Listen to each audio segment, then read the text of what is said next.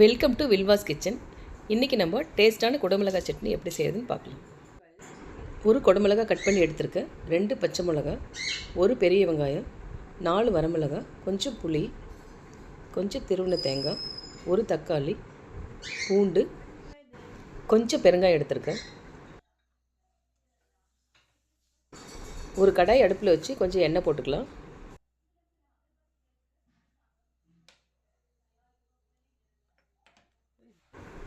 எண்ணெய் சூடானதும் கட் பண்ணி வச்சுருக்க கேப்சிகம் அதில் சேர்த்துக்கலாம்.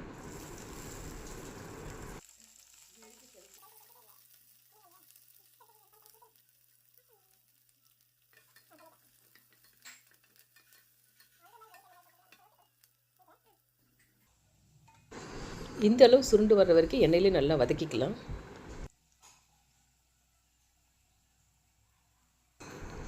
கேப்சிகம் தனியாக எடுத்துகிட்டு அதே எண்ணெயில் தாளிச்சிக்கலாம்.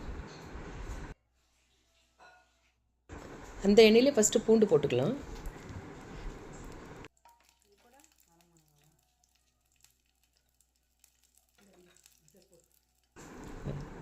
இப்போ வரமிளகாய் போட்டுக்கலாம்.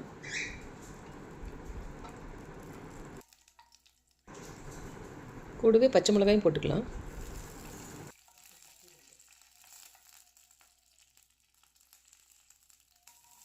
கட் பண்ணி வச்சுருக்க வெங்காயம் போட்டுக்கலாம்.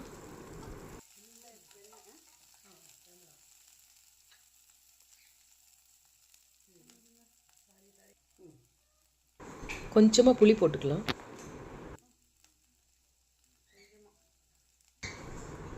கொஞ்சமாக பெருங்காயம் போட்டுக்கலாம்.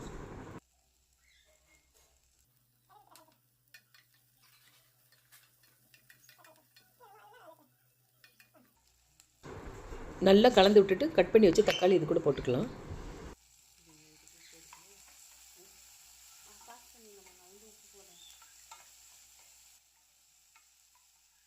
தக்காளி வதங்கிறதுக்கு கொஞ்சமாக உப்பு போட்டுக்கலாம்.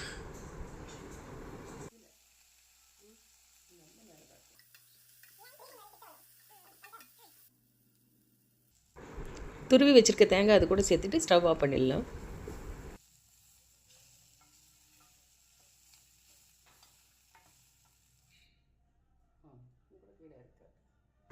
எல்லாத்தையும் மிக்சியில் போட்டு கொரகொரப்பாக அரைச்சி எடுத்துக்கலாம். இப்போது சட்னி தாளிச்சிக்கலாம். கொஞ்சமாக எண்ணெய் விட்டு அதில் கடுகு போட்டு கடலைப்பருப்பு உளுத்தம்பருப்பு போட்டுக்கலாம்.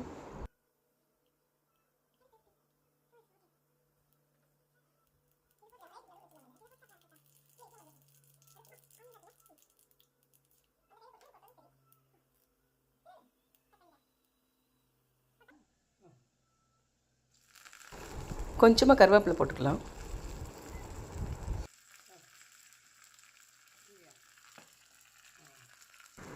தாளிப்பு சட்னி கூட சேர்த்துட்டோம்னா நம்மளுக்கு டேஸ்ட்டான குடமிளகாய் சட்னி ரெடி.